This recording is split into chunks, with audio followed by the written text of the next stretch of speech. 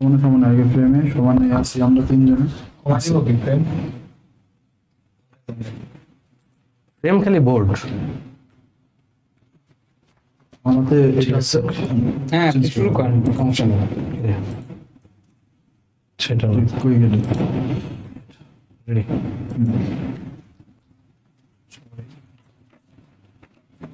গ্রুপগুলো শেষ। যাও।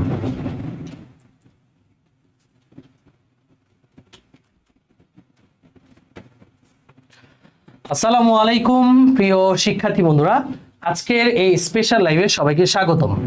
আজকের লাইভটি মূলত এইচএসসি 25 ব্যাচের জন্য খুব প্রিসাইজ একটা লাইভ হতে যাচ্ছে এবং কিছু গুরুত্বপূর্ণ সাজেশন আমরা আমাদের অভিজ্ঞতা থেকে তোমাদেরকে শেয়ার করব। সো সবাই ঝটপট লাইভটাতে যুক্ত হয়ে যাও, তোমাদের প্রয়োজনেই আজকে আমরা লাইভে এসেছি। সো আমরা চাইবো 25 ব্যাচের ম্যাক্সিমাম শিক্ষার্থী আজকের লাইভে যেন যুক্ত থাকে। তোমরা একটু তোমাদের বন্ধুদেরকে মেনশন করে জানাও যে আমাদের আজকের এই লাইভটা শুরু হচ্ছে তোমাদের জন্য, আর এই লাইভটা সবাই একটু টাইমলাইনে শেয়ার করে রেখে দিতে পারো, কারণ আজকের লাইভে তুমি এমন কিছু গুরুত্বপূর্ণ সাজেশন পাবা যেগুলো ফলো করতে পারলে ইনশাল্লাহ তুমি তোমার লক্ষ্যে পৌঁছাতে পারবা। যেটা চলে গেছে সেটা তো আর ফিরিয়ে আনতে পারবা না। অনেকে হয়তো বা এইচএসসি ভালো দাও নাই, এইচএসসি খারাপ মন মতো হয় নাই, আশানুরূপ হয় নাই, অনেক চিন্তিত আছো। সামনে আবার কেমিস্ট্রি একটা এক্সাম বাকি আছে, তার মাঝে গ্যাপ আছে এখনো 10 দিন। মানে আমি যদি আজকের তারিখ বলি, আজকে 7, তার মানে আরো 9 দিন গ্যাপ আছে। এই 9 দিনে কি কেমিস্ট্রি পড়বো কিনা, বা কেমিস্ট্রির পর কোন দিকে যাব, কোথায় ভর্তি হব, কিভাবে পড়বো, কিভাবে টার্গেট ফিক্স করব, কোথায় যাওয়া উচিত, কোথায় কি রিকোয়ারমেন্ট, সবকিছু নিয়ে আজকে আলোচনা হবে। এবং তোমরা কিছু কোয়েশ্চেন আমাদেরকে ছুড়ে দিয়েছিলে আমাদের পেজে, সেই প্রশ্নগুলোর উত্তর আমরা তিনজন মিলে দেওয়ার চেষ্টা করব। সো সবাই লাইভটা একটু শেয়ার করে দাও। এই যে আমাদের সাথে অলরেডি 400 জন স্টুডেন্ট যুক্ত আছো, এই 400 জন স্টুডেন্ট একটা করে শেয়ার করে 400টা শেয়ার করে দাও, যেন ম্যাক্সিমাম শিক্ষার্থী আজকে লাইভটাতে যুক্ত হতে পারে। আসসালামু আলাইকুম প্রিয় শিক্ষার্থীবৃন্দ। সো তোমরা তোমাদের জীবনের অন্যতম গুরুত্বপূর্ণ একটা সময় দিয়ে পার করছো। এই সময়টা আমরা সবাই গিয়েছিলাম 2013 সালে, আমার এই সময়টা গিয়েছিল এবং তোমাদের মতোই এরকম একটা সিচুয়েশন আমার লাইফে ঘটেছিল। সেটা হচ্ছে যে তোমাদের যেরকম কেমিস্ট্রি পরীক্ষাটা কোনো একটা কারণে পিছিয়ে গিয়েছে অনেক লম্বা সময় পরে, আমার ম্যাথ একটা পরীক্ষা হরতালের কারণে পিছিয়ে গিয়েছিল এবং প্রায় 20 দিনের মতো একটা গ্যাপ ছিল। এবং ওই সময়টায় আমি কিভাবে কি করেছি সেই সব কিছু আমরা আজকে লাইভের মাধ্যমে জানবো। সো আমি যদি আমার কথা বলি, ওই সময়টায় হয়তোবা তোমাদের মতো আমরা এতটা অনলাইন এক্সপার্ট ছিলাম না, এজন্য অ্যাডমিশনে আমি আসলে কোথায় কোথায় পরীক্ষা দিতে পারবো এই সব তথ্য আমি জানতে পারছি যখন আমি একটা অ্যাডমিশনে কোনো একটা কোচিংয়ে গিয়েছি এরপরে, এবং আমি সেই অনুযায়ী সিদ্ধান্ত নিয়ে পরীক্ষা দিয়েছি। বাট তোমরা এখন অনেক অ্যাডভান্স এবং আমরাও আছি তোমাদেরকে এগুলো জানাতে যে আসলে তোমাদের যে পরীক্ষাটা হয়ে গেল, এই পরীক্ষাটার পর তোমাদের হাতে আসলে কি কি অপশন আছে, এই তোমাদের লক্ষ্যটা কি কি হতে পারে এবং তোমাদের হাতে কি কি অপশন হতে পারে। আমরা তোমাদের কোনো কিছুতেই জোর করব না, বাট অপশনগুলো কি কি সেগুলো তোমাদেরকে একটু জানিয়ে দিব এবং তোমাদের রেজাল্ট অনুযায়ী কোনগুলো হয়তোবা তোমরা পরীক্ষা দিতে পারবা, এই তথ্যগুলো তোমরা আজকে এই লাইভের মাধ্যমে জানতে পারবা। অর্থাৎ খুবই গুরুত্বপূর্ণ একটা লাইভ, একটু তোমার টাইমলাইনে শেয়ার করে রাখো, তাহলে তোমার কোনো ফ্রেন্ড অবশ্যই উপকৃত হবে। ধন্যবাদ শুভ ভাইকে। আসলে যে কোনো পরীক্ষা ক্র্যাক করার 3টা স্টেপ আছে, একটা হচ্ছে তোমার কৌশল, একটা হচ্ছে তোমার পড়াশোনা, একটা হচ্ছে ভাগ্য। তো পড়াশোনা আর কৌশলটা আসলে তোমার হাতে, আর ভাগ্যটা আসলে আল্লাহ থেকে নির্ধারণ করেই দিবে। সো পড়াশোনা তো তুমি করবা, তোমার এখন সামনে সময় আছে, কিন্তু কোন কৌশলে করা উচিত, কিভাবে করা উচিত, এবং ম্যাক্সিমাম ক্ষেত্রে আমরা যখন অ্যাডমিশন টেস্ট শেষ হয় তখন বেশ কিছু স্টুডেন্টের মেসেজ আমরা পাই যে ভাইয়া আমার মনে হয় বা মনে হয়েছিল যে আমার আসলে এই সেক্টরে প্রিপারেশন নেওয়া উচিত হয়নি, বা আমার অন্য সেক্টরে যাওয়া উচিত ছিল, তাহলে আমি কেন এই সেক্টরে যে আমি যে সময়টা নষ্ট করলাম, এখন কি আমি সেকেন্ড টাইম দিব, না আমি কিভাবে গ্যাপগুলো পূরণ করব। তো কোন সেক্টরে আসলে তোমার যাওয়া উচিত সেইটা তুমি কিভাবে বুঝবে, আজকে লাইভে তোমাদের সাথে এই বিষয়গুলো নিয়ে আলোচনা করব আমরা তিনজন। জাস্ট মনোযোগ সহকারে শুনো, তারপরে তুমি নিজে চিন্তা করবা যে ভাইয়া যেগুলো বলেছে সেগুলো তোমার সাথে কতগুলো মিলে। যদি তোমার এই সেক্টরগুলোতে এগুলো মিলে যায় তাহলে তুমি ওই সেক্টরে নিয়ে পড়াশোনা করবা, যদি তোমার এই সেক্টরে মিলে তাহলে ওই সেক্টরে যাবা। তো এই জন্য তোমাদের আজকে জানতে হবে যে আসলে তুমি কোন সেক্টরের জন্য ফিট। তো সেগুলো নিয়েই আজকের এই আলোচনা ইনশাআল্লাহ। আচ্ছা, প্রথমে আলোচনাটা শুরু হবে এইচএসসি, যেহেতু এইচএসসি 25-এর জন্য আমরা একদম এইচএসসি এক্সামের কোয়েশ্চেন নিয়ে ফার্স্ট অফ অল একটু কথাবার্তা বলবো। শুভ ভাইয়া, হ্যাঁ, ওকে। সো আমাদের প্রথম স্লাইডটা একটু দেখাই আমরা। হ্যাঁ আজকে আমরা যা যা আলোচনা করব, আজকে আমরা প্রথমে একটু প্রশ্ন নিয়ে আলোচনা করব। আসলে এই বছর যে প্রশ্নটা হচ্ছে বা তোমরা যে এক্সামগুলো দিচ্ছ, এই প্রশ্নগুলোর মান আসলেই কিরকম হচ্ছে বিগত বছরগুলোর তুলনায়, তাহলে হয়তো বা তোমরা একটু কম্পেয়ার করতে তোমাদের জন্য ভালো হবে বিগত স্টুডেন্টদের গুলোর সাথে। এরপর আমরা সম্ভাব্য ফলাফল, মানে এই কোয়েশ্চেনে যারা এক্সাম দিয়েছে, আমরা যেহেতু অনেক স্টুডেন্টদের সাথে কানেক্টেড এবং আমাদের অভিজ্ঞতার আলোকে আমরা ব্যাখ্যা করতে পারি যে এইবার ফলাফলটা কেমন আসতে পারে। কিছুদিন আগে এসএসসি রেজাল্ট দিয়েছে এবং এসএসসি রেজাল্টের উপর নির্ভর করে আমরা কিন্তু বলতেই পারি যে এইচএসসি রেজাল্টটা কেমন হতে পারে, তা নিয়ে আজকে একটু আলোচনা হবে। এবং এই সম্ভাব্য ফলাফলের উপর নির্ভর করে তোমার অ্যাডমিশনের লক্ষ্যটা নির্ধারণ করতে হবে। তুমি যদি ধরো এমন এক্সাম দিয়ে আসছো যেখানে তোমার জিপিএ আসবে 3.5, 3.75, এরপর তুমি টার্গেট করে রাখলা মেডিকেল, তাহলে কিন্তু হচ্ছে না। মানে আমার ফলাফল অনুযায়ী কাজ করতে হবে, ফলাফল অনুযায়ী টার্গেট লক করতে হবে। হয়তো বা এখানে অনেকের স্বপ্ন শ্যাটার্ড হবে, বাট মানুষের স্বপ্ন কিন্তু কখনো শেষ হয় না, স্বপ্ন নতুন করে বুনতে হবে এই এক্সামের ফলাফলের উপর নির্ভর করে। তো যারা বুদ্ধিমান আছো তারা আগে থেকে এটা গেস করে কিন্তু এটা লক করতে পারবা, সেটা নিয়ে আলোচনা হবে। এবং সবার শেষে শিক্ষার্থীদের প্রশ্ন উত্তর। তোমরা এই মুহূর্তে অনেক কমেন্ট করবা, বাট আজকে একটা পোস্ট করা হয়েছে, সেখানে অনেক শিক্ষার্থী তাদের মূল্যবান কমেন্টগুলো করছে এবং এই প্রশ্নগুলোর সাথে তোমাদের অনেকেরই প্রশ্ন মিলে যাবে। এজন্য যে প্রশ্নগুলো আসলে মিলে যাবে তোমাদের অনেকেরই প্রশ্ন, সেই প্রশ্নগুলোর আমরা উত্তর দিব শিক্ষার্থীদের প্রশ্ন উত্তর পর্বে। এবং আজকের লাইভটা একেবারে শেষ পর্যন্ত তোমাদের দেখতে হবে। 30 মিনিট বা 35 মিনিট এরকম একটা লাইভ হবে, কিন্তু এখানে অনেক ইনফরমেটিভ আমরা আলোচনা করব এবং কোন কোন বিশ্ববিদ্যালয়ের রিকোয়ারমেন্ট কি সেটা সম্পর্কে তোমাকে আজকে একটু আইডিয়া দিব। আমি জানি কেউ কেমিস্ট্রি সেকেন্ড পেপার পড়ছো না, আজ এরা ফোন টিপতেছো, হয়তো বা ফোনে খেলা করতেছো, মোবাইল টিপতেছো, মুভি দেখতেছো, আমি জানি। কারণ ম্যাক্সিমাম যখন বন্ধ থাকে কোনো একটা এক্সামের আগে এই কাজই করো। আমার বেলাও আমাদের এক্সামে অনেক বন্ধ ছিল, আমরাও ঘোরাফেরা করছি, পড়া হয় ওই এক্সামের আগে 2 দিন 3 দিন। সো আমি জানি এই সময়টায়, তাই আমি বলবো 30 মিনিট এখানে দাও, তুমি তোমার লাইফের গুরুত্বপূর্ণ ডিসিশন নিতে পারবা। ওকে, সো আমরা প্রথম স্লাইডটা একটু কথা বলি, এক্সপেরিমেন্টাল প্রশ্ন। সো এবার প্রশ্নগুলোকে আমি বলবো এক্সপেরিমেন্টাল প্রশ্ন। এর কারণ হচ্ছে তোমরা বিভিন্ন বোর্ডে, শুধুমাত্র ঢাকা বোর্ডে না, দিনাজপুর বোর্ড, কুমিল্লা বোর্ড, যতগুলো বোর্ড আছে যেগুলো আমি উল্লেখ করতেছি না, প্রত্যেকটা বোর্ডে এবার যে প্রশ্নগুলো হয়েছে আমি এটাকে গতদিনই আখ্যায়িত করছি, এটা এক্সপেরিমেন্টাল প্রশ্ন। কিন্তু 2-1টা প্রশ্ন আসলে এরকম এক্সপেরিমেন্টাল হইতে পারে যে একটু দেখি যে আমাদের স্টুডেন্টরা আসলে বইয়ের বেসিক কতটা শিখতে পারছে, এটা একটু দেখতে পারি। এবং আমরা যখন তোমাদেরকে ক্লাসে পড়াই, যারা পাওয়ার প্লে স্টুডেন্ট আসো তোমরা, আমরা কিন্তু ডিরেক্ট তোমাদেরকে বোর্ড প্রশ্ন পড়াই না, আমরা তোমাদের আগে বেসিকটা দেখাই, তারপরে হচ্ছে প্রশ্ন পড়াই, প্রশ্ন সলভ করাই।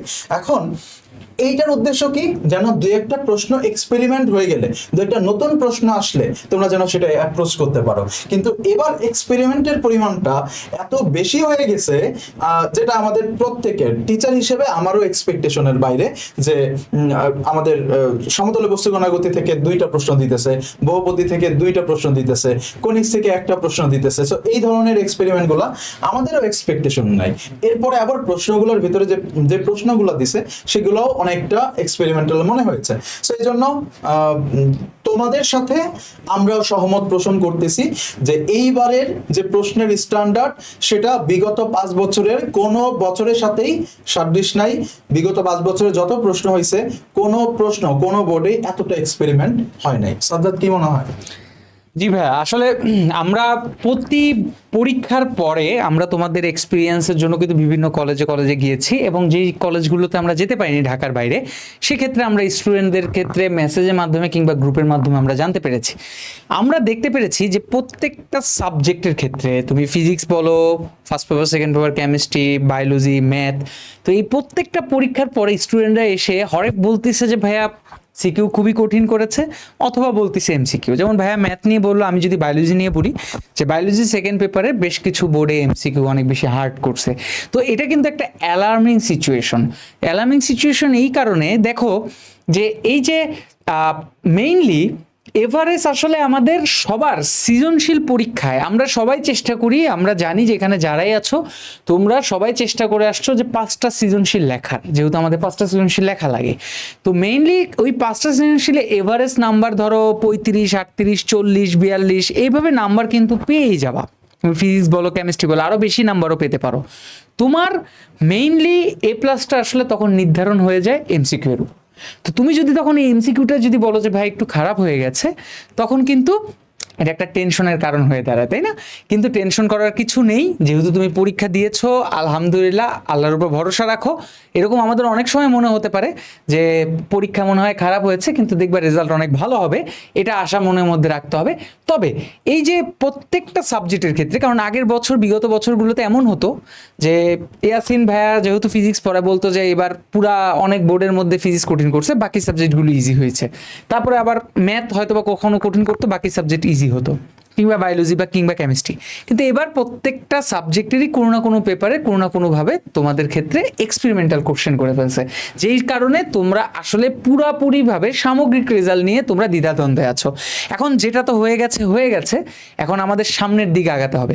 আমাদের সময় খুবই কম এবং আমরা এই অল্প সময়ের মধ্যে এখন কি টার্গেট ফিক্স করতে পারি, কিভাবে আগাতে পারি, কোন জায়গাটা তোমার জন্য ফিট, তুমি কোন জায়গায় পরীক্ষা দিলে তোমার জিপিএ এর কারণে তোমার নাম্বার কাটা যাবে না এবং তোমার প্রিপারেশনের ঘাটতি দেখা যাবে না, তুমি সুন্দরভাবে অ্যাডমিশনের সফলতার সামনে এগিয়ে যেতে পারবা। ওকে, সো তোমাদের সাথে আমরা একমত, আসলে এক্সপেরিমেন্টাল হয়েছে, বাট এটা জাস্ট মাথায় রাখো যে তোমরা কিন্তু তোমাদের কম্পিটিটর কিন্তু তোমরা নিজেরাই।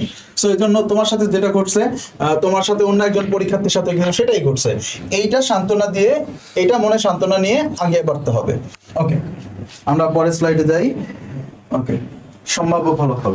ওকে, সো দেখো সুভাই যেটা বলছে আমি তাদের সাথে একটু অ্যাড করব, সেটা হচ্ছে যে বিগত বছরগুলোতে বিভিন্ন বোর্ডে কোয়েশ্চেন প্যাটার্ন যেরকম ছিল, এই বছর কিছু কিছু কোয়েশ্চেনে কিন্তু প্যাটার্ন একদমই মানে একদম যেটাকে বলে 0 থেকে হুট করে 100তে উঠে যাওয়া।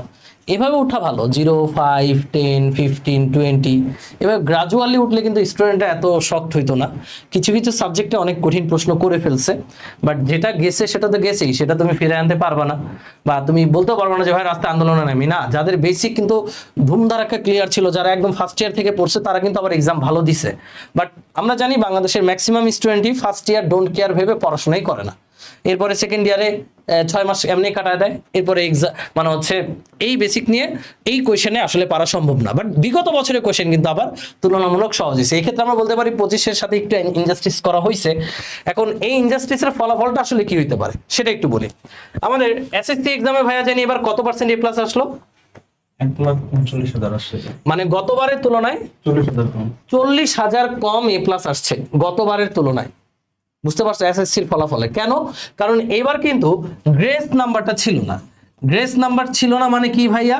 ওই যে 79 পাইলে যেটাকে 80 বানায় দেওয়া, 78 পাইলে 80 বানায় দেওয়া, 31 পাইলে 33 দিয়ে পাস করায় দেওয়া, এই ব্যাপারটা কিন্তু এইবার টোটালি অফ। তো এসএসসির জন্য অফ করতে তোমার কি মনে হয় এইচএসসি তে এটা চালু থাকবে? অবশ্যই না, এইচএসসি তেও গ্রেস নাম্বার অফই থাকবে।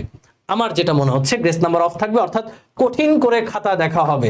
এর মধ্যে তোমার কোয়েশ্চেন কঠিন হয়েছে তুলনামূলক, এবং কোয়েশ্চেনে অনেকে ভালো এক্সাম দিতে পারো নাই, তার মানে বোঝাই যাচ্ছে যে এইচএসসি 25-এর রেজাল্টটা 24-এর তুলনায় কলাপস করবেই, কিছুটা হলেও কলাপস করবে, A+-এর সংখ্যা কিছু হলেও কমবে। আবার এইচএসসি 26-এ গিয়ে দেখবা এই A+-এর সংখ্যা অর্ধেকেরও কমে নেমে আসছে, কারণ ফুল সিলেবাস। 27 থেকে A+ হয়ে যাবে দুর্লভ, সত্য কথা, এটাই সত্য। সো আলটিমেটলি তোমাদের রেজাল্ট একটু কমতেছে, এটা তুমি নিশ্চিত থাকো। সো সম্ভাব্য ফলাফলটা কিন্তু তুমি নিজেও বুঝো, তোমরা যারা এক্সাম দিছো। যে গতকালকে আমাদের অফলাইন ব্রাঞ্চে একটা ছেলে ভর্তি হতে আসলো ঢাকা কলেজের। ও বলতেছে ভাই আমার টার্গেট মেডিকেল ছিল, কিন্তু আমি এখন ভার্সিটি অফলাইনে আপনাদের সাথে ভর্তি হবে। কেন? আমি বললাম কেন? তুমি মেডিকেল টার্গেট করে এগিয়ে যাও, মেডিকেল টার্গেট করলে ইনশাল্লাহ মেডিকেলে তোমার হবে। তখনও বললো ভাইয়া আমি তো এমনিও ম্যাথ ফিজিক্সে কাঁচা, তার উপরে আমার এক্সাম হয়েছে খারাপ, আমি শিওর ভাই ফিজিক্স আর ম্যাথে A+ আমি পাবো না। তো A+ যদি না পাই তাহলে আমার সব মিলিয়ে A থাকবে, সব মিলিয়ে যদি A থাকে ভাই আমি তো ভাই মেডিকেল একটা রিস্ক পজিশন হয়ে যাচ্ছে আমার জন্য, কারণ তোমরা জানো মেডিকেলে 4 পয়েন্ট পাওয়া মানে কিছু নাম্বার কিন্তু কাটা চলে যাচ্ছে। সো এই রিস্কটাও নিতে চায় নাই, সো আলটিমেটলি ও অফলাইনে ভার্সিটিতে ভর্তি হয়ে গেছে। সো ব্যাপারটা হচ্ছে এটাই যে সম্ভাব্য ফলাফল তুমি জানো, আমি জানি না, তুমি জানো তোমার কি আসতে পারে, যেহেতু এবার গ্রেস নাম্বারটা নাই। ওকে, সো যদি ওভারঅল কথা বলি, এটা অনেক বড় একটা ফ্যাক্ট। গ্রেস নাম্বার যেহেতু নাই, আমি দেখছি এরকম যে একজন স্টুডেন্টের মানে হচ্ছে 79 এরকম একজনের রেজাল্ট দেখছিলাম। সো এটা খুবই দুঃখজনক, এর আগের বছরগুলোতে এরকমটা ছিল না। আর প্রশ্ন যেহেতু কঠিন হয়েছে, এটা আর একটা ফ্যাক্ট। তো ওভারঅল রেজাল্ট কিছুটা কমবে, এটা আইডিয়া করা যায়, কিন্তু অত চিন্তা করা যাবে না। যদি ওভারঅল রেজাল্ট কমে, তাহলে রিকোয়ারমেন্ট গুলোও কিন্তু এরকম ভাবে চেঞ্জ হবে। যেরকম আমাদের সময় বুয়েটে, আমাদের আগের ব্যাচে 12 ব্যাচে বুয়েটে ভর্তি পরীক্ষার সময় 4টা সাবজেক্টের ভেতরে আমাদের 19 মার্ক চাইতো, 4টা সাবজেক্টে, ফিজিক্স, কেমিস্ট্রি, ম্যাথ, ইংলিশ। কিন্তু আমাদের সময় রেজাল্ট খারাপ হয়েছে 2013 সালে। আমাদের সময় আবার কি করছে, একটা সাবজেক্ট অ্যাড করে দিছে, বাংলাটাকে অ্যাড করে দিছে, যেটা প্রয়োজনই ছিল না। পরে এটা শুধুমাত্র অ্যাড করতে, কারণ রেজাল্ট খারাপ। সো পরবর্তীতে 25-এ 24 চাইছে। সো এবার একটু সহজ হয়ে গেছে ব্যাপারটা। সো এইরকম একটা ব্যাপার তোমাদের কিন্তু হতে পারে। সো যাই হোক, এবার আমরা হচ্ছে পরবর্তীতে এই সম্ভাব্য ফলাফল এর উপর নির্ভর করেই তোমার টার্গেট লক করতে হবে। আমাদের হাতে অপশন কিন্তু 3টা, তাই না? আচ্ছা, আমাদের হাতে অপশন হচ্ছে, অনেকের টার্গেট ম্যাক্সিমাম, বাংলাদেশে ম্যাক্সিমাম টার্গেট কিন্তু মেডিকেল। প্রথমে এসে চিন্তা করে ডাক্তার হয়ে যাব, একদম মানে স্রোতে গা ভাসে, এরপরে ভার্সিটি, এরপর ইঞ্জিনিয়ারিং, তাই না? ইঞ্জিনিয়ারিং, হ্যাঁ, তারপরে ইঞ্জিনিয়ারিংও না, বুয়েট আর কি মূলত। আচ্ছা, আমি ইঞ্জিনিয়ারিং লিখে দিচ্ছি, ইঞ্জিনিয়ারিং। আচ্ছা, তো ইঞ্জি লিখি। তো এই হচ্ছে আমাদের সম্ভাব্য 3টা টার্গেট ম্যাক্সিমামের। এর মধ্যে কিছু কিছু ডিফেন্সে যাবা, এয়ারফোর্সে যাবা, আর্মিতে যাবা, ওদের হিসাব বাদ দিলাম। সো জেনারেলি তোমার হাতে অপশন আছে এই 3টা। এর মধ্যে সবচেয়ে বিগেস্ট অপশন কিন্তু ভার্সিটি, সবচেয়ে বিগেস্ট অপশন। এটা তুমি মানো আর না মানো, সবচেয়ে বেশি সংখ্যক সিট ইঞ্জিনিয়ারিং এ আমার কাছে আছে মোটামুটি 5-6টা ইউনিভার্সিটি। কি কি? বুয়েট, কুয়েট, রুয়েট, চুয়েট, বুটেক্স, আইওটি। এই 6টা পিওর ইঞ্জিনিয়ারিং এর জন্য খ্যাত, তাই না? আরো কিছু থাকলে অ্যাড করো হয়তো বা। হ্যাঁ, সাস্ট তো পিওর ইঞ্জিনিয়ারিং বলা যায় না, এটা তো গুচ্ছের আন্ডারে ভার্সিটি। তো এই হচ্ছে 6টা পিওর ইঞ্জিনিয়ারিং ইউনিভার্সিটি। তো যাদের ইঞ্জিনিয়ারিং টার্গেট থাকে তারা এইসব জায়গা টার্গেট করে।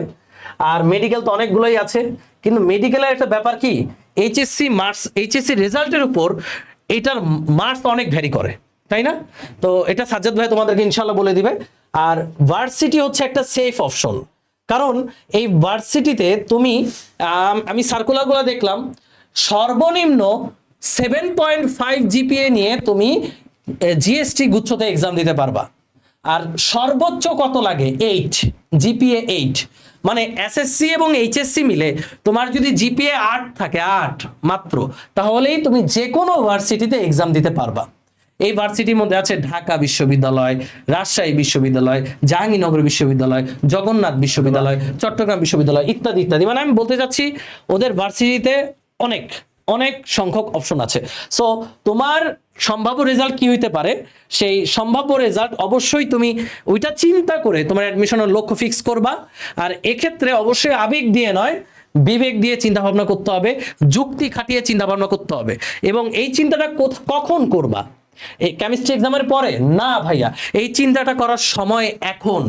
তুমি কেমিস্ট্রি এক্সামের পরে চিন্তা করতে করতে যদি কাটায় ফেলো, ওদিকে ক্লাস শুরু হয়ে যাবে কোচিংগুলোতে, তুমি ক্লাস মিস করে ফেলবা, এদিকে চিন্তাই করতেছো, কোনো মানে টাইম ওয়েস্ট হয়ে যাবে। সো এখনই লক করতে হবে, এখনই চিন্তা করে লক করতে হবে তুমি কোনটার প্রিপারেশন নিবা। ওকে, সো আমি এখানে একটু অ্যাড করি যে সবচেয়ে বড় বাধা হচ্ছে আবেগ, আর হচ্ছে সবচেয়ে বড় হাতিয়ার হচ্ছে বিবেক।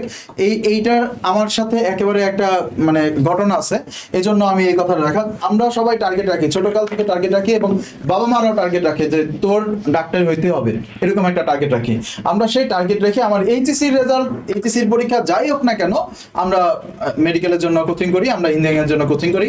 সো আমি আমার কথাটা যদি বলি, আমার টার্গেট ছিল একটাই, সেটা হচ্ছে বুয়েট, কোনো ইঞ্জিনিয়ারিং না, ডিরেক্ট টার্গেট ছিল বুয়েট। সো 2013 সালে আমি পরীক্ষা দিই। সো পরবর্তী যেটা ঘটনা ঘটে, যে আমার ওই যে বলছিলাম না যে আমার একটা পরীক্ষা ছিল সবার শেষে, 20 দিন গ্যাপ ছিল, এবং সেই 20 দিনের গ্যাপ ছিল আমার ম্যাথ পরীক্ষা। এবং মজার কথা হচ্ছে এই ম্যাথ পরীক্ষায় আমার A+ মিস হয়েছে, ওই 20 দিনের গ্যাপের পরীক্ষা। এই জন্য কেমিস্ট্রির সেকেন্ড পেপার নিয়ে সিরিয়াস হতে হবে, কিন্তু গ্যাপের পরীক্ষাগুলো কিন্তু ভালো হয় না। সো পরবর্তীতে যেটা দেখা গেছে, আমার টার্গেট ছিল একমাত্র যেহেতু বুয়েট, এবং আমাদের সময় প্রথম 8,000 জন, মানে রেজাল্টের উপর ভিত্তি করে প্রথম 8,000 জনকে পরীক্ষা দিতে দিত। সো পরবর্তীতে যেটা দেখা গেছে যে একটা এ প্লাস মিস যারা, তারা মানে হচ্ছে অ্যাপ্লাই করতে পারছে। সো আমিও অ্যাপ্লাই করতে পারছি। সো আমার অনেক ফ্রেন্ড ছিল যার হচ্ছে ইংলিশে মিস ছিল, মেডিকেলের প্রিপারেশন নিছিল, সো ও এলিজিবল তো হয়েছে, কিন্তু আমার ম্যাথের মিস ছিল, এই জন্য আমি এলিজিবল লিস্ট থেকে বাদ গেছি এবং আমি বুয়েটে ভর্তি পরীক্ষা দিতে পারি নাই, অর্থাৎ আমি প্রিলিতেই বসতে পারি নাই। বুঝতে পারছো অবস্থাটা? তাহলে আমার এই যে যখন আমি এইচএসসি পরীক্ষাটা দিয়ে দিছি, সো আমার তো বোঝা উচিত ছিল, বা আমি ফিল করছি যে আমার ম্যাথে একটা কনফিউশন আছে, যে ম্যাথে আমার এই প্লাসটা মিস হতে পারে, এবং এটা মিস হয়েছে এবং আমি বইটি ভর্তি পরীক্ষা দিতে পারি নাই, এবং এটার ইফেক্ট পড়ছে আমার ঢাকা ভার্সিটিতে। কারণ যেহেতু প্রস্তুতির প্যাটার্ন কিন্তু আলাদা, আমি যখন বুয়েটের পরীক্ষা মানে প্রিপারেশন নিছি, আমি কোনো ধরনের শর্টকাট শিখে নাই, আমি একটা লং প্রসেসগুলো দেখতাম, কিন্তু ঢাকা ভার্সিটি ভর্তি পরীক্ষা দিতে যায় দেখি কত অল্প সময় সলভ করতে হবে, সেই জিনিস আমার জানতে হবে।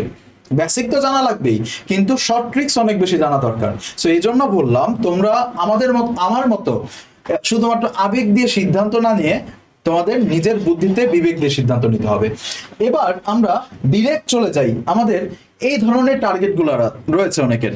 টার্গেট ইঞ্জিনিয়ারিং, কারো কারো টার্গেট মেডিকেল, কারো কারো টার্গেট ভার্সিটি, কারো কারো আদার্স টার্গেট রয়েছে। হ্যাঁ, আমরা এই প্রত্যেকটা একটা একটা করে একটু আলোচনা করব, এবং তোমার হাতে কি কি অপশন আছে, এই অপশনগুলো তুমি নিতে পারবা কিনা সেটা একটু কথা বলবো। সো আমি ইঞ্জিনিয়ারিংটা বলে যাই নাকি? ওকে। সো প্রথমে যাদের টার্গেট ইঞ্জিনিয়ারিং, সো বুয়েটের কথা যদি বলি, সো বুয়েটে আমাদের বুয়েটে প্রতি বছর তোমরা জানো যে এ প্লাস চাই কয়েকটা সাবজেক্টে, ফিজিক্স, কেমিস্ট্রি, ম্যাথ। সো এ প্লাস চাই ঠিকই, কিন্তু আসলে শুধুমাত্র ওই এ প্লাসের উপর ডিপেন্ড করে কিন্তু প্রিলিতে বসতে পারে না। সো প্রিলিতে বসতে হলে ফিজিক্স, কেমিস্ট্রি, ম্যাথে একটা মিনিমাম নাম্বার পাইতে হয়, যেই নাম্বারটা পাইলে তুমি আসলে পরীক্ষায় বসতে পারবে। গত বছরও 24,000 জন আমাদের পরীক্ষায় বসতে পারছিল, ফার্স্ট যে পরীক্ষাটা হয় সেটা পরীক্ষায় বসতে পারছিল। সো এই 24,000 জন কারা? 24 ব্যাচের যারা ছিল, যাদের পিসিএমএ 93% প্লাস নাম্বার ছিল, এটা ছিল 24 ব্যাচের জন্য, 24 ব্যাচ নাম্বার ছিল, তারা আমার পরীক্ষায় বসতে পারছিল। তার মানে এটা গেল 24 ব্যাচের জন্য। বাকি ব্যাচগুলোর জন্য যদি বলি, আরো দুই একটা ব্যাচ যদি আমি কম্পেয়ার করি, 23 ব্যাচের রেজাল্ট খারাপ ছিল, 23 ব্যাচের জন্য এইটা ছিল 83% প্লাস। 22 ব্যাচের জন্য রেজাল্ট ভালো ছিল, ওইখানে ছিল এটা 90% প্লাস। সো অলমোস্ট এই 90-র আশেপাশে এটা ঘোরাফেরা করে। বাট এইবার তোমাদের জন্য এই জিনিসটা হবে না। সো যারা 25 ব্যাচ আছো, তোমাদের জন্য এই মার্কসটা হয়তো বা কিছুটা চেঞ্জ হবে। এইটা আই গেস অবশ্যই কমবে, 85% প্লাস মাইনাস এরকম কিছু হইতে পারে। তার মানে ফিজিক্স, কেমিস্ট্রি, ম্যাথ এই তিনটায় তোমার যদি মার্কস 85% এরকম মার্কস থাকে, তাহলে হয়তোবা তোমাদের বুয়েটে ভর্তি পরীক্ষার জন্য তোমরা এলিজিবল হইতে পারো, এরকম একটা সেন্স নিয়ে তোমরা আসলে পরীক্ষা যাবা। একই রকম ভাবে কুয়েটের ক্ষেত্রে যেটা করছে, যারা রিকোয়ারমেন্ট ছিল তারা মোটামুটি সবাই পরীক্ষা দিতে পারছে। বাট চুয়েটের ক্ষেত্রেও আমাদের রিকোয়ারমেন্টের একটা ব্যাপার থাকে, মানে সবাই এলিজিবল হয় না। আর বুটেক্সের ক্ষেত্রে 92% মার্কস যাদের ছিল, 92% তারা পরীক্ষা দিতে পারছে গতবার। সো বাকিগুলোর ক্ষেত্রেও এরকম মিনিমাম রিকোয়ারমেন্ট একটা থাকে। তার মানে তোমার কনফিডেন্স যদি থাকে ফিজিক্স, কেমিস্ট্রি, ম্যাথে তোমার এ প্লাস মাস্ট থাকবে, এরকম ছাড়া কেউ ভাই কোনো বিন্দুমাত্র কনফিউশন থাকলে ইঞ্জিনিয়ারিং আসার দরকার নাই।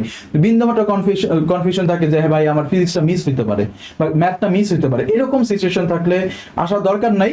কারণ শুধুমাত্র এ প্লাস পাইলেই যেখানে হচ্ছে না, আর সেখানে তুমি কনফিউশন নিয়ে যদি তুমি প্রিপারেশন নাও, তাহলে কিন্তু সমস্যা। বাট আমি জানি, আমি বিশ্বাস করি যে আমাদের অনেক স্টুডেন্ট আছে যারা অনেক আগে থেকে বেসিক কেন্দ্রিক অনেক ভালো প্রিপারেশন নিছে, এবং তাদের যদি এইরকম কনফিডেন্স থাকে যে ভাই আমার এরকম মার্কস থাকতে পারে বা পিসিএমএ 80+ নাম্বার থাকতে পারে, তাহলে হয়তোবা তোমাদের যে আগে থেকেই যে চয়েসটা ছিল ইঞ্জিনিয়ারিং এর, সেটা তোমরা সেজন্য প্রস্তুতি নিতে পারো।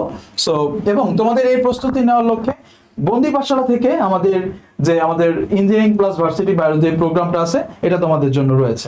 যাই হোক, এরপরে মেডিকেল নিয়ে তোমাদের সাদ্দাত ভাইকে আমি একটু ডাকবো, মেডিকেল অ্যাসপায়ারেন্ট যারা, তাদের লক্ষ্য নিয়ে কিছু বলতে।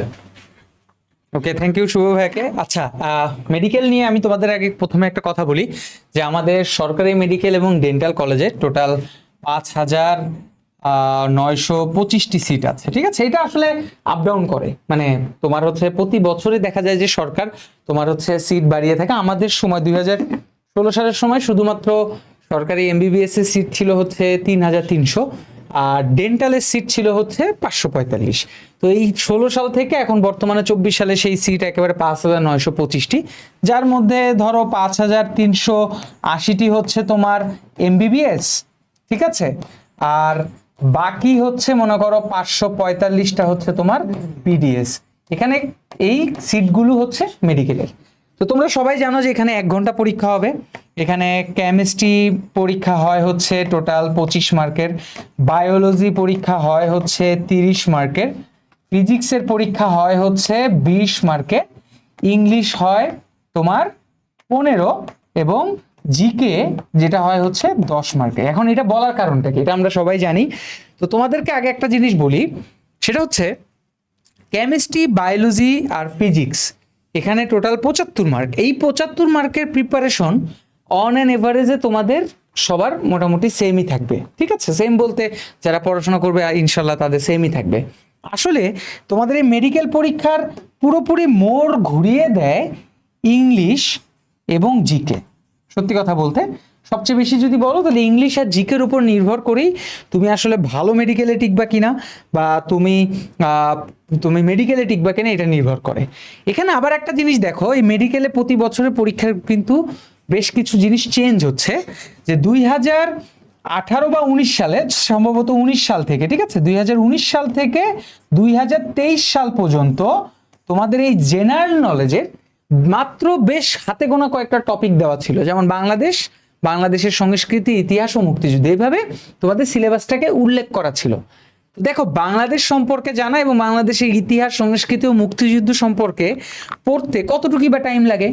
2024-এ এসে 2024-এর যখন মেডিকেল অ্যাডমিশন টেস্ট হলো, তখন আন্তর্জাতিক এই শব্দটা তোমার কি করলো, অ্যাড করলো, ঠিক আছে। এই আন্তর্জাতিক শব্দটা অ্যাড করেই পুরোপুরি তোমাদের এই মেডিকেলের জিকের পড়ার পরিমাণটা আরো বেশি বাড়িয়ে দিল। তো এই যে দেখো প্রতি বছরে তোমাদের এই মডেলগুলো যে চেঞ্জ হচ্ছে, ঠিক আছে, এই মডেলগুলো যে চেঞ্জ হচ্ছে, এখন এটা তুমি বলতে পারবে না যে এই বছরে তোমাদের কি হতে পারে।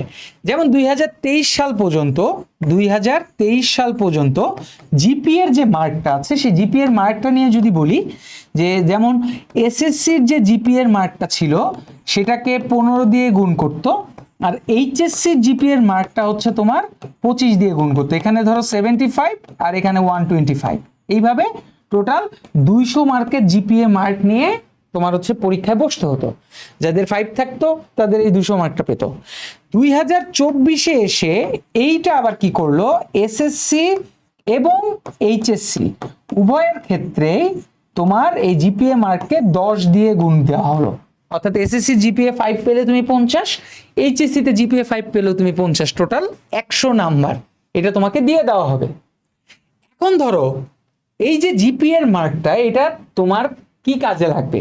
তুমি যে যখন 1 ঘন্টার পরীক্ষা দিবা মেডিকেল অ্যাডমিশন টেস্টে, মেডিকেল এই অ্যাডমিশন টেস্টের 1 ঘন্টার পরীক্ষায় এই 100 মার্কের মধ্যে ধরো তুমি 80 পেলা, ঠিক আছে, 80 পেলা, আর তোমার জিপিএ 5 দুটাই ছিল, এই কারণে তুমি 100 পেলা, তাহলে টোটাল নাম্বার হলো 180। এই টোটাল নাম্বারের উপর মেধা তালিকা করা হবে।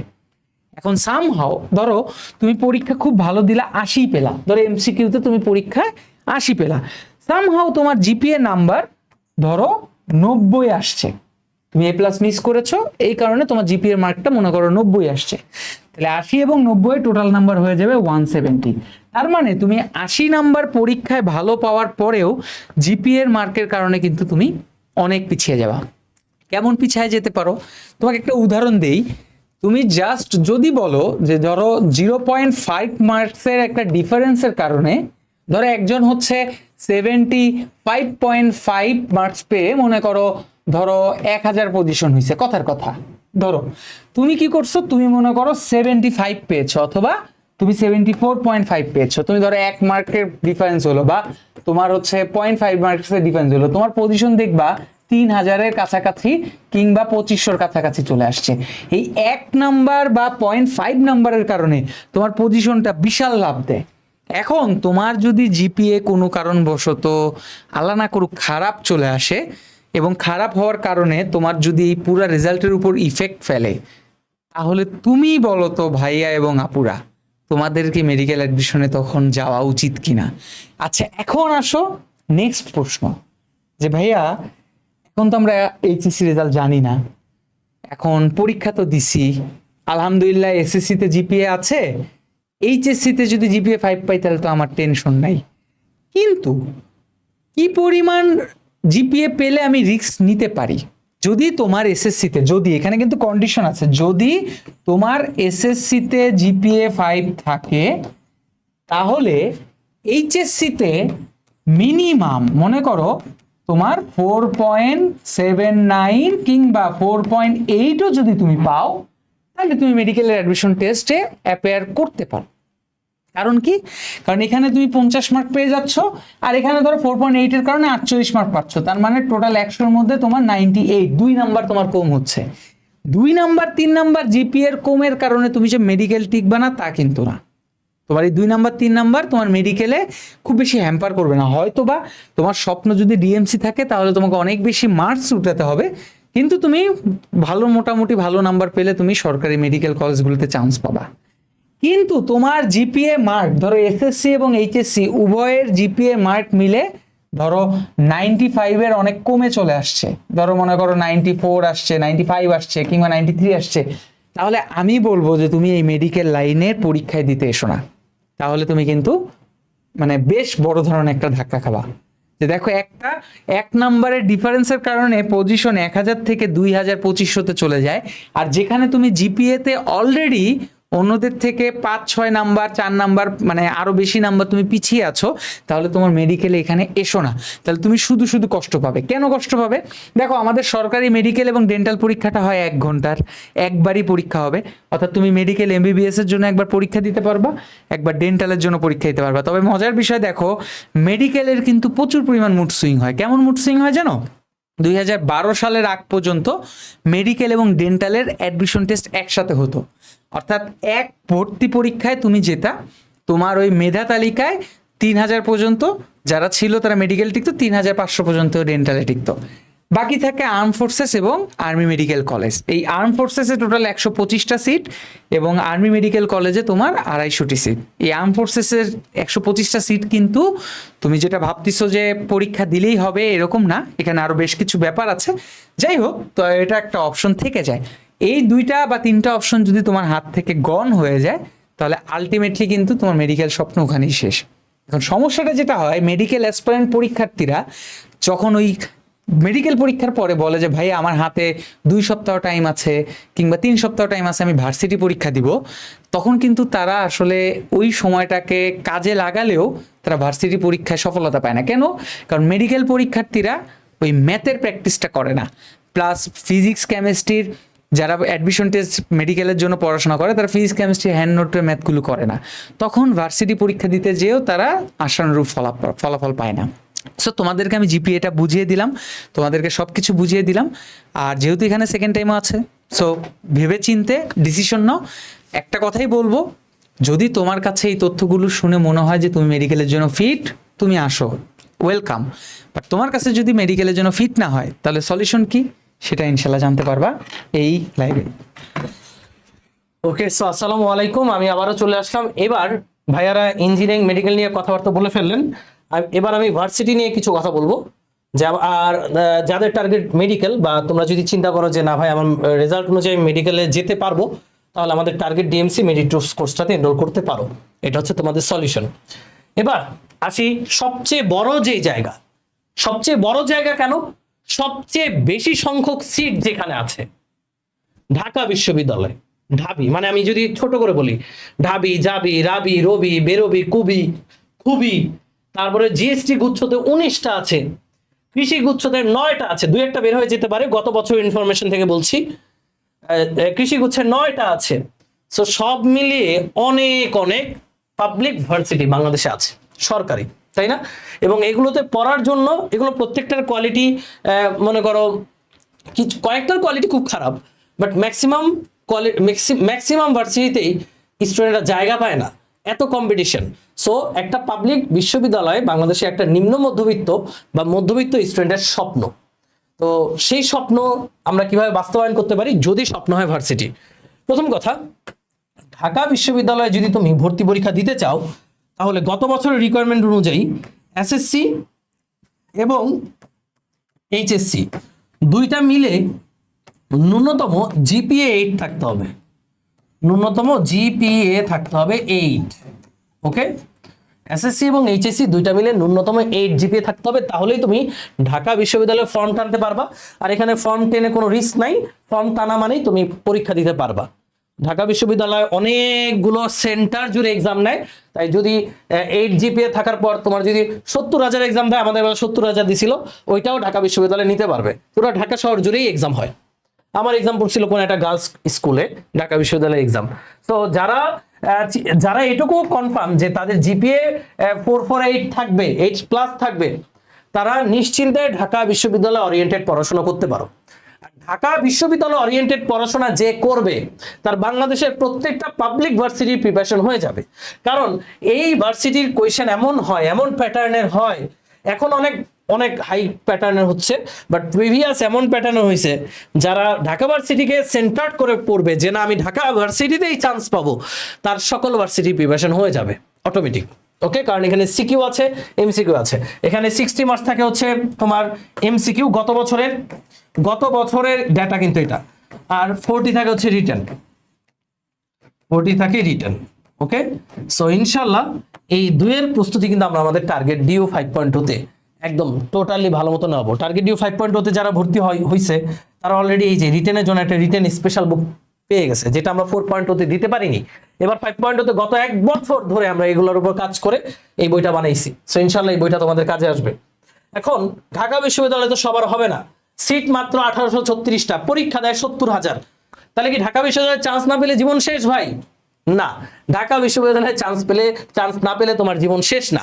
ঢাকা বিশ্ববিদ্যালয় ঠিক আছে, অনেক সুন্দর, ঢাকার মধ্যে অনেক ভালো, বাট আমার ফ্রেন্ড ঢাকা বিশ্ববিদ্যালয়ে চান্স পায় নাই, ও বাংলাদেশ এগ্রিতে এগ্রিকালচার ইঞ্জিনিয়ারিং এ পড়ে এখন সে একটা মন্ত্রণালয়, কৃষি মন্ত্রণালয়ে খুব ভালো একটা পজিশনে চাকরি করছে।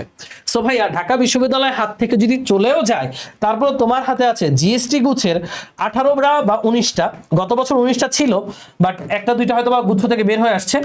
তো 18 বা 19টা বিশ্ববিদ্যালয় আছে জিএসটি গুচ্ছে, আর কৃষি গুচ্ছে আছে 9টি বিশ্ববিদ্যালয়। কয়টা? 9টি। তো জিএসটি গুচ্ছে সবচেয়ে কম জিপিএ নিয়ে তুমি এক্সাম দিতে পারবা। এসএসসি এবং এইচএসসি মিলে তোমার 7.5 থাকতে হবে, মানে একটাতে 3.5, একটাতে 4, দুইটা মিলে যদি 7.5 থাকে তাহলেই তুমি জিএসটি গুচ্ছতে এক্সাম দিতে পারবা। এবং এখানে 18টা 19টা ইউনিভার্সিটিতে তুমি চান্স পাওয়ার যোগ্যতা রাখতে পারবা। আর এটার প্রিপারেশন আমরা আমাদের টার্গেট ডিউ 5.2 নেওয়াবো। এমন না যে ভাই টার্গেট ডিউ 5.2 মানে ঢাকা বিশ্ববিদ্যালয়, না ভাই, আমাদের মূল ফোকাস থাকে ডিউ, যে ডিউতে চান্স পাওয়াবো। যে স্টুডেন্ট ডিউ এর জন্য ভালো মতো প্রিপারেশন নেবে তার সব হয়ে যাবে। কারণ আমরা যখন ঢাকা বিশ্ববিদ্যালয়ের প্রশ্ন পড়াই, আমরা কিন্তু একই সাথে জিএসটির প্রশ্ন, আমরা একই সাথে কৃষির প্রশ্ন, আমরা একই সাথে জাবি, তারপরে চবি, রাবি, এই আলাদা আলাদা ভার্সিটির সকল কোয়েশ্চেনই কিন্তু পড়াই, সবকিছুই ধরে ধরে দেখায় দিই। সো আমরা যখন টার্গেট ডিউ 5.2 পড়বো, ওভারঅল এই সকল পাবলিক ভার্সিটির প্রিপারেশন হয়ে যাবে। সো এখানে দেখতে পাচ্ছ তোমার যদি জিবে জাস্ট 7.5 থাকে তুমি এখানে টানতে পারতেছো।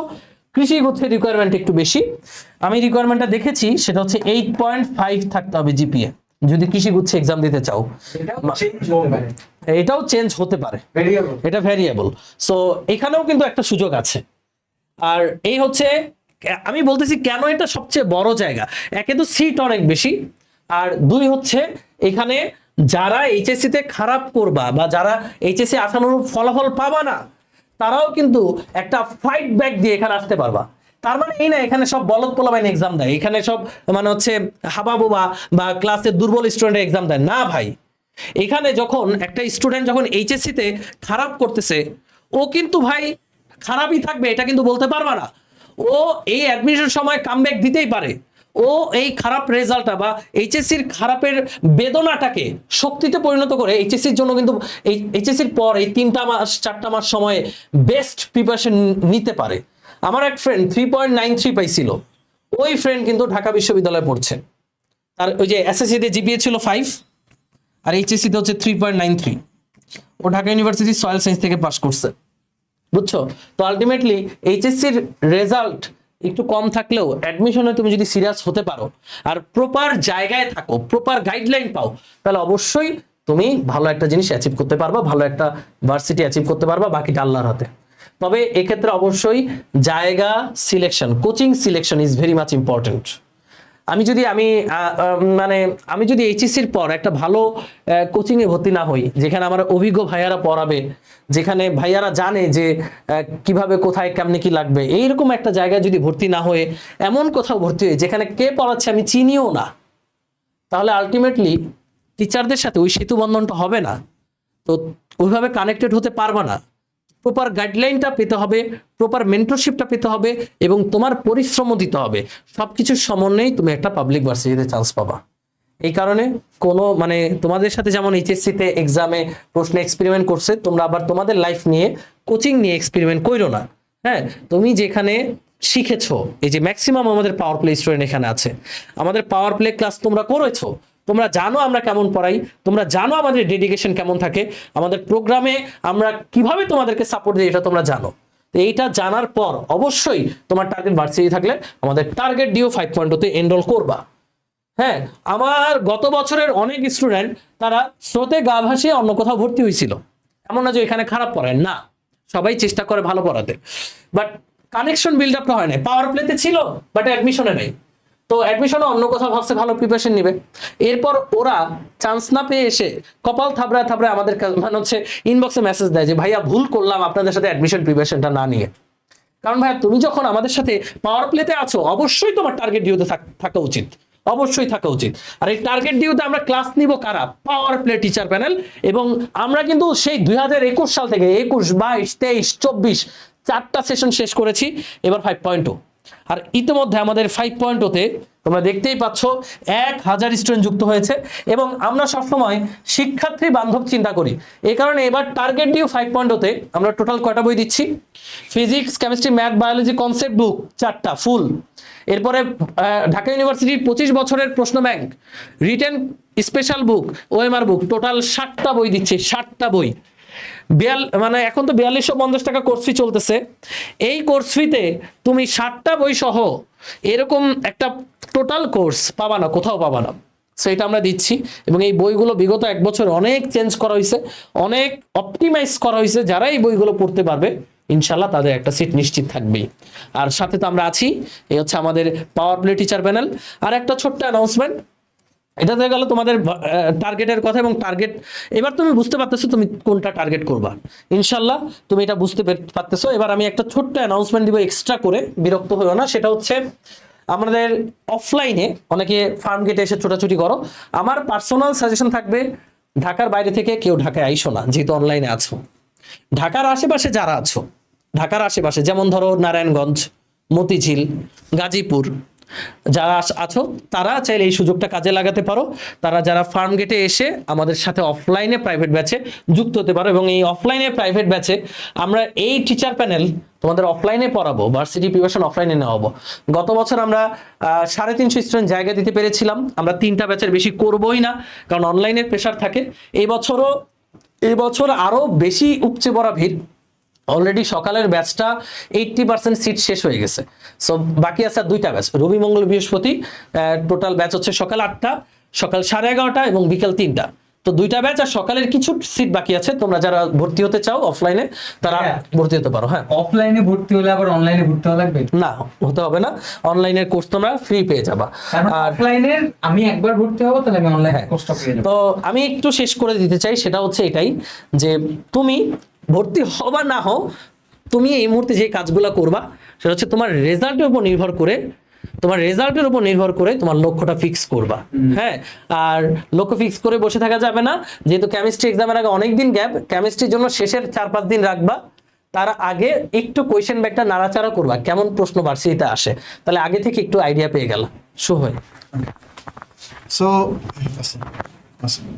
সো আমরা যে 3টা জায়গা আমরা দেখলাম, আমাদের মেডিকেল, ইঞ্জিনিয়ারিং এবং হচ্ছে ভার্সিটি। এর পাশাপাশি যাদের একটু ভিন্ন ধরনের, এগুলো আমাদের কিন্তু আমাদের টার্গেট ডিউ 5.1 এর মাধ্যমে কিন্তু তোমরা এইগুলোতেও আমাদের কভার হয়ে যাবে, হ্যাঁ, এই ইউনিভার্সিটিগুলোতেও কভার হবে। এবার যাদের টার্গেট আদার্স, অর্থাৎ অন্য জায়গায় ফিজিক্স, কেমিস্ট্রি, ম্যাথ, বায়োলজি এগুলো আর ভালো লাগতেছে না, এরকম একটা সিচুয়েশনে প্লাস কনফিডেন্স এতই লো যে এরকম হতে পারে যে আমরা আমাদের 3 পয়েন্ট চলে আসবে বা এরকম ধরনের কনফিডেন্স, যারা অনেকেই দেখছে ভাই হয়তো পাস করবো না, এরকম একটা মেন্টালিটি নিয়ে আসছো, তাহলে তোমাদের জন্য আমাদের ফাইনাল মানে সবচেয়ে বড় একটা বিকল্প, এটা সবকিছুর বিকল্প হতে পারে, সেটা হচ্ছে আমাদের বিভাগ পরিবর্তন ইউনিট, ঢাকা বিশ্ববিদ্যালয়ের খ প্লাস বিভাগ পরিবর্তন এটা কিন্তু unit। খুবই প্রাইম একটা ব্যাপার যে তুমি ভার্সিটি প্রিপারেশনের পাশাপাশি এটা নিয়ে রাখতে পারো। এর কারণ কি, এইখানে ভাই আর খুব জোস জোস সাবজেক্ট আছে, ইকোনমিক্স, তারপরে হচ্ছে আর কি পলিটিক্যাল সায়েন্স, তা মানে খুব ভালো ভালো সাবজেক্ট, যেই সাবজেক্টগুলোতে পড়ে তুমি বাংলাদেশে ব্যাংক সেক্টর অনেক বেশি, সেখানে ইজিলি ক্যারিয়ার করতে পারবা। সো এই সাবজেক্টগুলো আমাদের ঢাকা বিশ্ববিদ্যালয়ের খ ইউনিটে আছে। সো তোমরা চাইলে এই প্রিপারেশনটা ভার্সিটির পাশাপাশি ব্যাকআপ প্ল্যান হিসেবে রাখতে পারো, এবং এটা খুব ফ্রুটফুল। আমার অনেক ফ্রেন্ড সায়েন্স থেকে এই বিভাগে চান্স পেয়ে ইকোনমিক্সে পড়ছে, এখন বাংলাদেশ ব্যাংকে জব করছে। তো তোমরাও ইনশাল্লাহ করতে পারবা। ওকে, এবার অনেকেই মানে এইখানে তোমরা যারা সায়েন্সের আছো, এইখানে ম্যাক্সিমাম সবাই সায়েন্সে যারা আছো, তোমরা এই প্রস্তুতিটা নিলে কোন কোন জায়গায় কভার করতে পারবে এইটা কিন্তু তোমাদের অনেকেরই নলেজে নাই।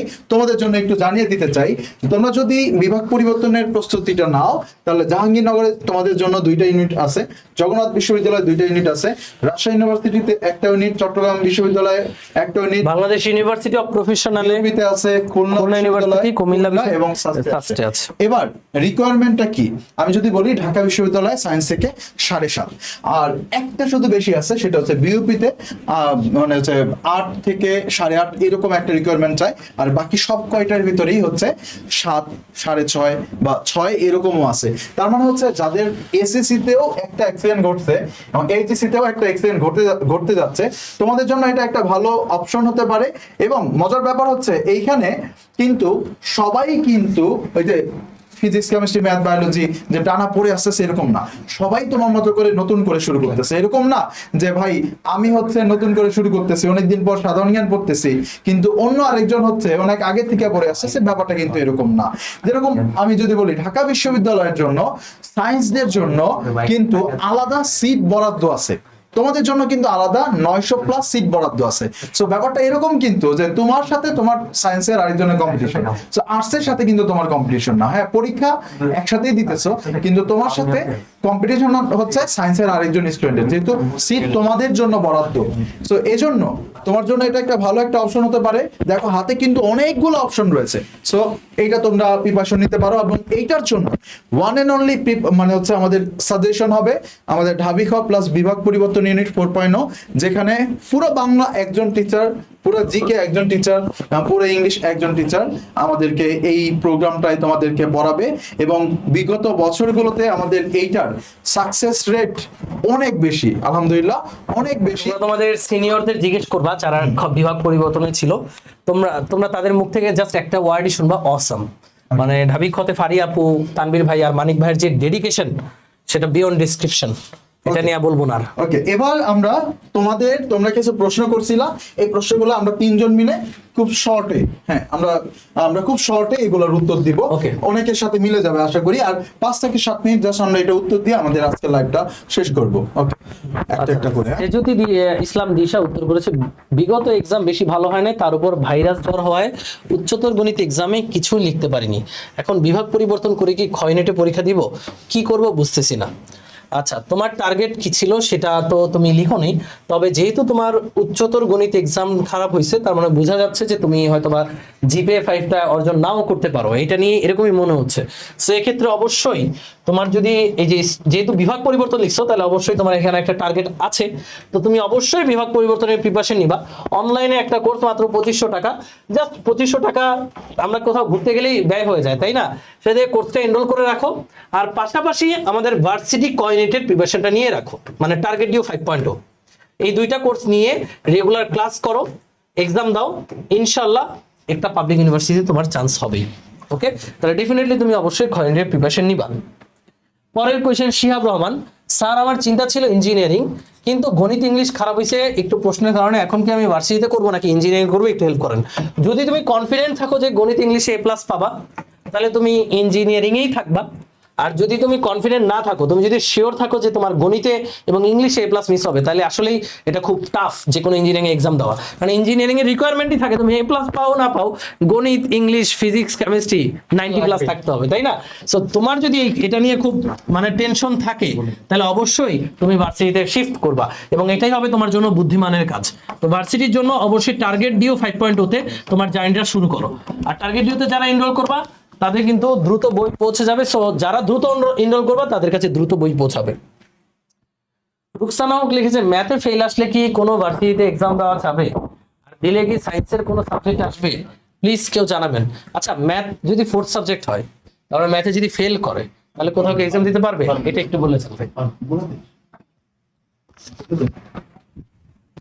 ওকে, হ্যাঁ, তোমরা যদি ম্যাথ যদি 4th সাবজেক্ট হয় তাহলে এটা পরীক্ষা দিতে পারবা, এটা নিয়ে কোনো প্যারা নাই। এটা তোমরা পরীক্ষা দিতে পারবা। ভাই প্রিপারেশন অনেক ভালো ছিল, তাই মেডিকেল কোর্সে কিনা ছিল, কিন্তু এখন ক্লাস আসবে বলে মনে হচ্ছে না। 4.5 এর আশেপাশে আসতে পারে। আমার এখন কি করা উচিত সেটা কিন্তু সাজ্জাদ ভাই বলে দিছে। যদি 4.6 বা 7 এর উপরে, 4.79 এর উপরে থাকে, 4.7 এর উপরে থাকে, বলো। আসলে দেখো 4.7 এর উপরে থাকলে তাহলে তোমার যদি এসএসসি তে জিপিএ 5 থাকে তাহলে ওখানে 50 পাচ্ছ, আর 4.7 থাকলে তুমি ওখানে 47 পাচ্ছ।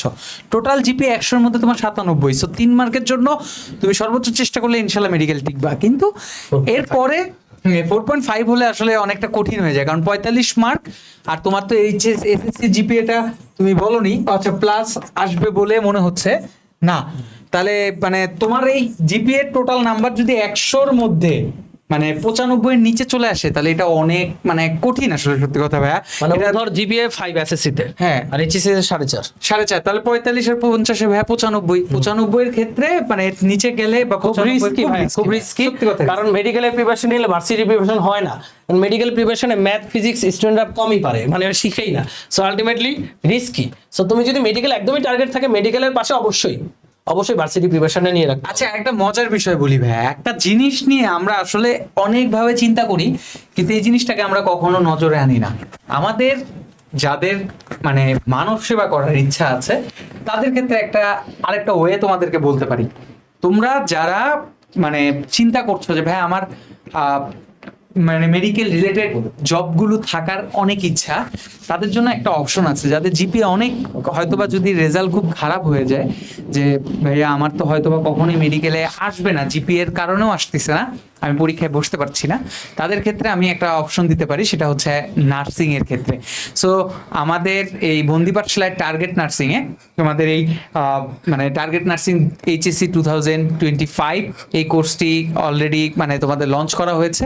তোমরা এইখানে ভর্তি হতে পারো, এবং এই টার্গেট নার্সিং কোর্সে তোমরা যদি ভর্তি হও, আমাদের বাংলাদেশে যে সরকারি নার্সিং কলেজগুলো আছে সেই বিএসসি নার্সিং কলেজগুলোতে কিন্তু তোমরা পড়াশোনা করে ভবিষ্যতে তোমরা বাইরে এবং আমাদের দেশে ভালো ভালো জব করতে পারো। এবং সত্যি কথা বলতে, আমি যখন ইন্টার্ন লাইফে ছিলাম, যখন আমি মেডিকেল নিয়ে বাইরের দেশে নিয়ে একটু ঘাটাঘাটি করছিলাম যে বাইরের দেশগুলোতে জব অপরচুনিটি সবচেয়ে বেশি কোথায়, তখন আমি দেখেছিলাম যে টপ রিলেটেড বা বাইরের দেশগুলো, উন্নত দেশগুলোতে ডাক্তারদের পাশাপাশি সবচেয়ে বেশি ডিমান্ডিং যেই সেক্টরটা সেটা হচ্ছে নার্সিং এর প্রচুর চাহিদা। তুমি যদি পড়াশোনা করতে পারো তাহলে অনেক দূর পর্যন্ত যেতে পারবা। আর ডক্টর মোহাম্মদ ইউনূস কিন্তু কিছুদিন আগেও বলেছিল যে বাইরের দেশে কিন্তু প্রচুর নার্সিং এর মানে চাহিদা আছে, খালি আমরা যদি সাপ্লাই দিতে পারি তাহলে আমাদের জন্য এবং বাইরের দেশের জন্য ভালো হবে। তো যাদের জিপিএ খারাপ বাট এই লাইনে থাকতে চাও, তোমরা কিন্তু চাইলে নার্সিং এ গণিতে A+ না আসলে বুয়েটে এক্সাম দেওয়ার আশা করা উচিত না।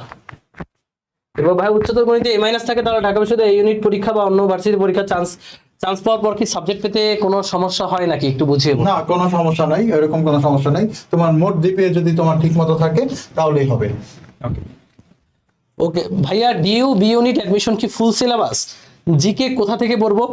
ইংলিশ বেসিক কিভাবে ঠিক করব? ডিইউ অ্যাডমিশন তুমি আসলে অনেকগুলো প্রশ্ন করে বলছো, তোমার একটা উত্তর দেই, সেটা হচ্ছে এই ঢাকা আমাদের যে ইউনিটের প্রোগ্রামটা আছে খুবই স্বল্প মূল্যে, ওইটার ভিতরে সব কয়টা প্রশ্নের উত্তর আছে আসলে। আমাদের জিকে কোথা থেকে পড়বা? জিকে কুইন ফারিয়াপু, ফারিয়াপু যা পড়াবে ক্লাসে স্লাইডে বাইরে কিছু আসবে না। এটা গত বছরের তার আগের বছরের এক্সপেরিমেন্ট থেকেই বললাম আমি। স্টুডেন্টরা এটাই বলছে ফারিয়াপুর স্লাইডে বাইরে কিছুই নাই। ইভেন মেডিকেলেও ফারিয়াপুর স্লাইডে বাইরে কিছুই নাই। ভাই মেডিকেলের ইচ্ছা ছিল, রেজাল্ট আসবে কি জানি না, তাই ঢাবি এই ইউনিটের প্রস্তুতি নিতে চাচ্ছি। 5.0 এই কোর্সটা ভালো মতো পড়লে, এর পাশাপাশি একাডেমিক বইগুলো প্লাস জিকে ভালো মতো পড়লে মেডিকেলের এক্সাম দিতে পারবো। কারণ আমি চাচ্ছি ঢাবি এই ইউনিট আর মেডিকেল এই দুইটার প্রিপারেশন একসাথে নিতে। এটা কি সম্ভব? অবশ্যই সম্ভব। মেডিকেলের জন্য ভাইয়া তোমার মেডিকেলের শুধুমাত্র মেডিকেলের প্রিপারেশন নিলে ভার্সিটি প্রিপারেশন হয় না। কারণ মেডিকেলে টোটালি ফিজিক্স এবং ম্যাথ থেকে সম্পর্ক বিচ্ছিন্ন হয়ে যায়। বাট যদি তুমি ভার্সিটির ফিজিক্স পড়ো, কেমিস্ট্রি পড়ো, এটা দিয়ে মেডিকেল ফিজিক্স কেমিস্ট্রি কভার করা পসিবল। তাহলে এক্সট্রা করে তোমার এফোর্ট দিতে হবে বায়োলজি জিকেতে, বায়োলজি জিকে ইংলিশ। আর বায়োলজিতে এফোর্ট দিলে দুই দিক থেকে লাভ। ঢাবি এই ইউনিটেও তুমি ভালো করবা, মেডিকেলেও তুমি ভালো করবা। তাহলে এক্সট্রা জাস্ট জিকে ইংলিশটা পড়তে হবে, আর কিছু না। অবশ্যই সম্ভব, খুব ভালো সিদ্ধান্ত। পরে কোয়েশ্চেনে যাই। জানো এসএসসি জিপিএ 4.8, এইচএসসি জিপিএ 4+ হবে ইনশাআল্লাহ। এখন আমার কি প্রিপারেশন নেওয়া? ভার্সিটি চোখ বুঝে ভার্সিটি, তুমি অন্যদিকে তাকাও না। বাংলাদেশের যে কোনো একটা পাবলিক ভার্সিটির জন্য টার্গেট করে পড়াশোনা করো। মূল টার্গেট থাকবে ঢাকা বিশ্ববিদ্যালয়। ভাই ক্লাস নোট কি আলাদাভাবে করতে হবে নাকি ক্লাস করাবো? আপনাদের বইগুলো পড়লেই এনাফ হবে। ক্লাস নোট করার দরকার নাই। আমরা যখন ক্লাস শেষ করব, ক্লাস শেষ করার 20 মিনিটের মধ্যে তোমরা স্লাইডটা পেয়ে যাবা। ওই স্লাইডটা দেখে অঙ্ক প্র্যাকটিস করবা। অ্যাডমিশনের নোট যে করতে বলবে তার কিন্তু খবর আছে। আমি এইসব দেখতে পারি না ভাই। অ্যাডমিশনে নোট করার টাইম নেই। অ্যাডমিশনে আমার একটা খাতা ছিল এই মোটা, আমি ওই খাতা চিপা চাপায় অঙ্ক করতাম। ওই খাতাটা ভোরা অঙ্ক ছিল। কোনো সুন্দর নোটের তো দরকার নাই। অ্যাডমিশনে ঢাকা বিশ্ববিদ্যালয় তো সুন্দরতা দেখবে না, দেখবে তুমি কত ফাস্ট অঙ্ক করে আসতেছো। নোট না, স্লাইডের অঙ্ক সলভ করবা, যেখানে পারো অঙ্ক সলভ। এটা ইম্পোর্টস আমি বলে দিই। Okay. সো তোমার যেহেতু এসএসসি মানে 4.5 এর নিচে চলে আসতে পারে, সো এই জন্য মেডিকেল তোমাদের সাদ্দাত ভাই বারবার বলছে, তোমাদের হৃদয় ভাই আজকে ভিডিও করে বলছে, সো তোমার মেডিকেলের জন্য প্রিপারেশন নেওয়াটা উচিত হবে না। এই ক্ষেত্রে তুমি ভার্সিটি অথবা বিভাগ পরিবর্তন এই দুইটা নিয়ে প্রস্তুতি নিতে পারো। আমি কি ভার্সিটি ক বিভাগ খ বিভাগের প্রস্তুতি নিব? তোমার যদি খ টার্গেট হয় তাহলে অবশ্যই তুমি ক এবং খ দুইটাই নিতে পারো। কারণ ক এর পাশাপাশি তুমি চাইলে কিন্তু খতে জিকে ইংলিশ বললে, জিকে বাংলা ইংলিশ, জিকে আচ্ছা বাংলা ইংলিশ কিন্তু কতেও লাগে না? তাহলে তোমার একই সাথে খয়ের প্রিপারেশনও হয়ে যাচ্ছে।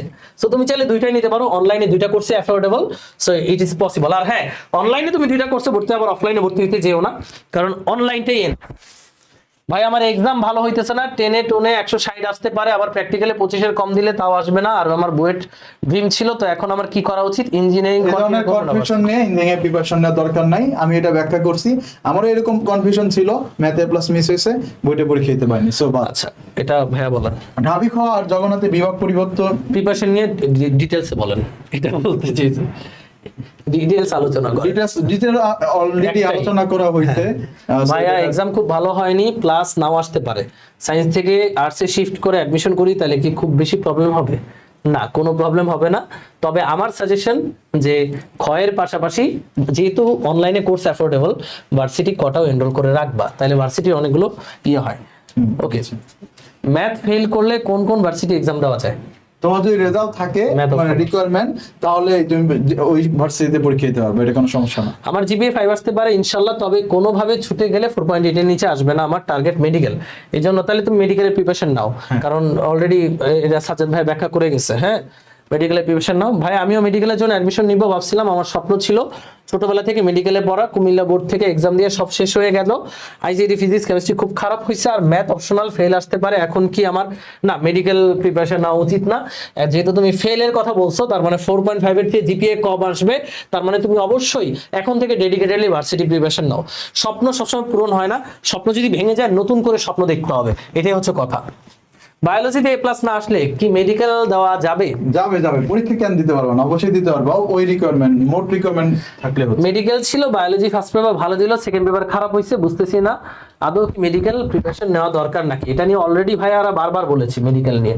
ওকে, শেষ। তো ওভারঅল যে ব্যাপারটা হইলো সেটা হচ্ছে যে এক্সাম খারাপ হয়েছে, এটা আমরা বুঝতে পারছি। তো খারাপ হলেও আসলে স্বপ্ন শেষ না, স্বপ্ন আবার শুরু করতে হবে, নতুন স্বপ্ন বুনতে হবে। ইনশাল্লাহ নতুন স্বপ্ন বুনে তুমি যদি ওই স্বপ্নের পেছনে পরিশ্রম করো, তুমি তোমার লক্ষ্যে পৌঁছাতে পারবা। সো ইনশাল্লাহ আজকের লাইভটা ইনশাল্লাহ তোমাদের কাজে লাগবে। যারা লাইভটা দেখবা, বন্ধুদের কাছে শেয়ার করে দিবা।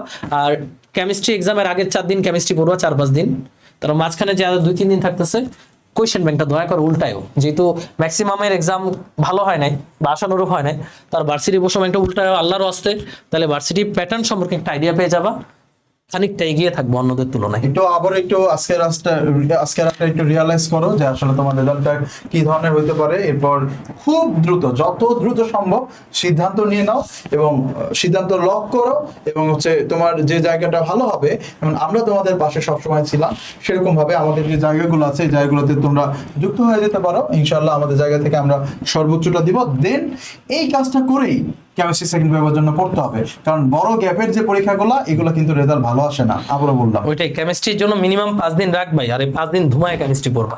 ওকে, সো সবাই ভালো থাকো, ইনশাল্লাহ আবারও নতুন কোনো গাইডলাইন নিয়ে, নতুন কোনো ক্লাস নিয়ে তোমাদের সামনে আমরা হাজির হব। সবাই টিল দেন, সবাই ভালো থাকো, সুস্থ থাকো, আল্লাহ হাফেজ।